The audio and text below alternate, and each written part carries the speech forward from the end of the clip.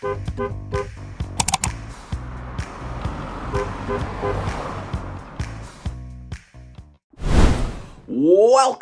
back to the channel. I hope you're doing well and hope you're enjoying the content. If you are, ting! Right, last time was the Skoda video. In fact, the time before that was the Astra. So the Skoda and Astra videos have done really, really well. So thank you for watching. Thank you for subscribing. So the watch amount was, the views were pretty good. Nearly over 3,000 on the Astra, nearly 3,000 on the Skoda. And what that enabled us to do was go over 1,500 subscribers. So thank you for subscribing. And if you haven't, hit the subscribe, hit the ting, whatever you want to call it. Join the party because we're going in one direction now. One direction. I think there's a reunion as well, my girls tell me. Anyway, this video, I've sold everything and I can't buy any cars. So the reason why I can't buy any cars is because auction prices have gone. So as you know, I normally mainly buy from BCA.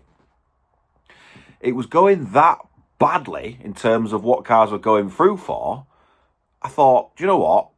If I go to Mannheim, I'm normally going, but I thought I'd log on. So I was sitting here on my laptop and I was watching cars go through for silly, crazy money at Mannheim as well. So it wasn't just BCA, it was both of them. And I've wrote some down to give you some examples. Yeah, so here's what I bid. I'm going to tell you what I bid. I'm going to tell you what the cap clean is. And then I'm going to tell you what it sold for, right? Because some of these prices are insane in the membrane. Insane in the brain. Right. First up, an automatic Peugeot. I know, an auto, right? 107. So I thought, yeah, do you know what? It was a 61 plate. I thought I'll have a go on that just because it's a little auto and they're always popular, aren't they? So retail on that was 3,282. Cap clean was 1,850. So I thought, do you know what? Reasonably low cap clean, I thought, for that. So I thought I've wrote on here that I'd go to just over 2. So 2,050. But that's before fees, right? That car sold for 2,600 before fees. Remember the retail price I told you, which is Auto Trader retail price, which is 3,282. So there's about 600 quid in that car. That's if it doesn't need anything. Okay, so that was number one that annoyed me. Number two, something that I never really thought I'd bid on, a Nissan Pixo. Retail, it was a 62 plate. Retail on that was 3,256, right? And I thought, it's not really one of them cars that I probably really want because if I'm using Auto Trader, which I would have done for that one because it was quite a low mileage one, who's going to actually put in the search Pixo? They're probably not. It's a little bit like the Vauxhall Vivas. They're not. I don't think people search for them. They'll be searching for a Corsa or a Nissan Micra, but not the other two. So I try and avoid them. So I thought, right, I'm going to go conservative on this one. And my bid was to go to, again, before fees, 1,750. So it was a low one.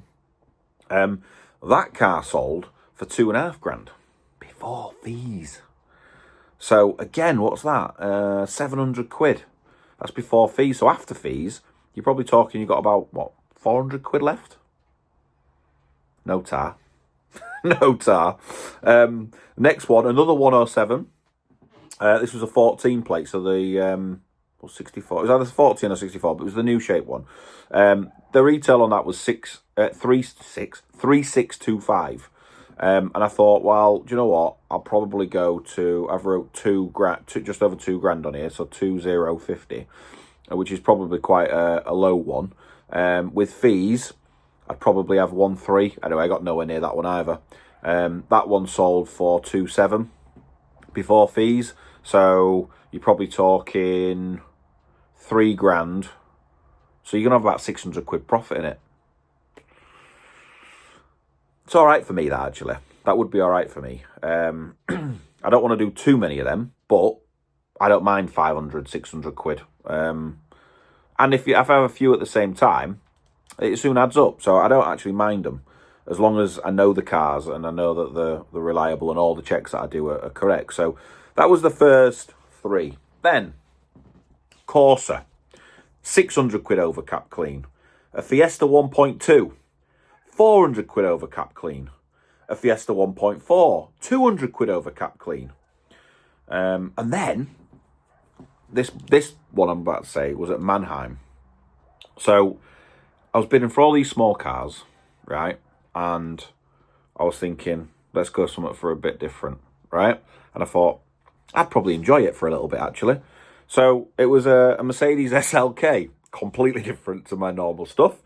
The cap clean on it was, where have I wrote it down? I've got the registration there. The retail on it, sorry, was 11,125, right?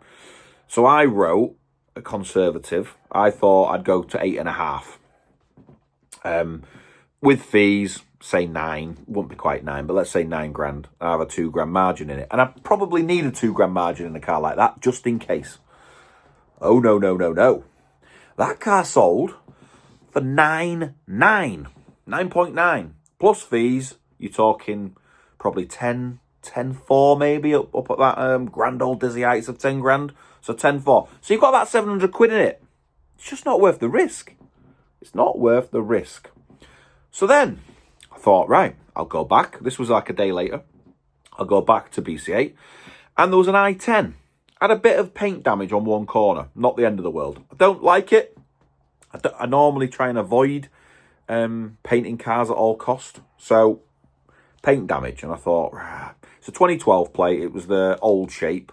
But they're quite good sellers for me, them ones. As long as you get them at the right price. You know, the ceiling for them ones really is probably about 2,895. I tend not to try and get one that's going to go over 3 grand, because they are like ugly ducklings, aren't they? Come on, let's be honest. They're not the nicest looking car. Very reliable. So I thought, right, we'll have a go on that, because I can't get anything else, so I'll get one with paint damage. Cause myself some more problems. i10, 400 quid over cap clean with paint damage. And I'm like, it's nearly retail money. Well, I don't know why you would. And this one really got me. So it was a Toyota Yaris. Never had a Yaris before. 59 plate. Cap clean was 1.4, right? Before fees, it went for 2,100, right? Add your fees on, at that price, probably 350, I would say. Say 300. That's at 2.4 then, right? So 2,400. Retail on it was 2,500. I mean, throw a dog a bone, right? I just couldn't get near anything. I mean, that Yaris must have been for a trader's son, daughter, or, for themselves. It must be, because you're not making any money on that. What's the point? Too old for finance. What's the point? I don't get it. So it's got to be somebody that wanted that car. And it did have a really good service history as well. So I'm presuming that's exactly what it was. So since then, I'm now back in the game, and I've made 3 purchases actually. I've got 2 out there now, which I'm not going to spoil it, because they'll be coming on videos up and coming videos, should I say. One of them's it's a little special car, to be honest. My similar stock, but it's a very, very low mileage one. I'd go as far as saying very low for the age, and a full service history. So you'll have to keep tuned for that one, because that should make a pretty good video, that one. And while we're on the subject of annoyance, like all these, I'm going to tell you a little story that's happened very, very recently, as in tonight. Got a text message. I'm going to not say the names, because I think that's respectful. But it is off a customer. So he texts me out of the blue. He's had a car for 3 weeks. And by the way, the car was mint. It was really, really, really good. Not mint as in colour. It was immaculate. You've seen the car on the channel. And the car's gone out. No problems. While I had the car, I always do miles in the car. So the minimum I normally do is probably at least 50 miles. And that can be driving back from auction. It can be just nipping around town or whatever. In this particular one, I did probably about 100 miles. Never missed a beat. It was perfect. Well, I thought it was, and I still think it is. So, here's the story. Text message comes in. Hi, Will. In fact, it's on. I'm recording my phone, so I can't read it word for word, but I'll try and paraphrase it as best I can. Hi, Will. After having the car nearly 3 weeks and having to change the battery, the final straw from texting you tonight was I got in the car and the light bulb's out. Honestly, right? I screenshotted it. I sent it to Lewis at Flipping Motors, and I sent it to Rhubarb Dan, right? And I sent it to Danny Boy. And I was like, lads, get a load of this, right? And by the way, we all do that to each other. And I'm sure other traders out there, you will have certain people that you do that to as well. Going, oh, look at this one. Sometimes it's for advice. Yeah, we all do it to each other. Sometimes it's for, oh my God, here we go again. This one was like, I've never had out like it. So first of all, and then the text message carried on by saying, I've had the car for 3 weeks. After 2 days, I needed a new battery, which I find weird, right? There was nothing wrong with that battery. Because if there was, then it sat on my drive for a few weeks, and I didn't drive it every day. You know, it probably went 4, 5, 6 days without me even turning it on, and every time I turned it on the button. So here's the thing. Have they left the lights on? Possibly, probably, to say that a bulb's gone and the battery's gone. Yeah, very odd. But even to, I missed the best bit out. So, please send 50 quid as a gesture of goodwill. He actually asked for 50 quid. I mean, I think it's a little embarrassing, to ask for 50 quid because you need a new battery on a car that's a consumable part and a light bulb. So, what would you have done if you were me? Put it in the comments, because here's two school of thoughts just to help you where my brain was at with this one. Right. Number one, just give him 50 quid. And on your way. Right? Sorry, so that's that's one. The other route, no. The consumable parts. And a nice polite message to basically say it's a 16-year-old car and things will go wrong. And they will. You could buy it from anyone. I don't think any trader is going to give a battery or a light bulb. They might if they're nice, or they might say, just come back and I'll sort it out for you. And by the way, I'm probably giving you a little bit of information of what I've actually done. But if he'd asked me about a battery after 2 days, there's one there. I'd give him it. So I didn't give him anything. You can criticise in the comments if you want, or you can back me up and say you're absolutely right. And the reason why I didn't do anything is because if he's willing to text me about a battery, and he's willing to text me about a light bulb, and if I actually give him 50 quid, am I ever going to get rid of this guy? And I don't mean that disrespectfully. It's business, right? I'll help anybody. And I give him the advice on the text message of what to check for and what to do. But at that point, I don't believe it's my responsibility. Now, other people would have just gone, yeah, no problem, here's 50 quid, see you later. And you know what? I probably nearly did. And then I thought about it. And I was like, no, it's not actually my problem. Something's happened to that car after leaving here. Yeah. And he said, he also said he's only done 100 miles on it. So it might have been sat around a while. But if they've drained the battery by leaving lights on, interior light, whatever, then the battery's probably drained. You know, I don't even know if he's tried to jumpstart it or charge it, or if he's just gone and changed the battery. He's not given me any option to help him out with that battery until 3 weeks later, saying that the battery, he's had to have a new battery and now he needs a new light bulb.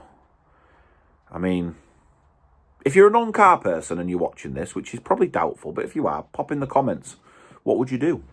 I don't mind his text me at all. I just think that asking for 50 quid is probably a bit cheeky, really. And even to put as a goodwill gesture.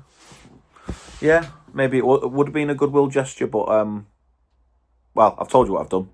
And I've not done anything on that one. You tell me what you would do.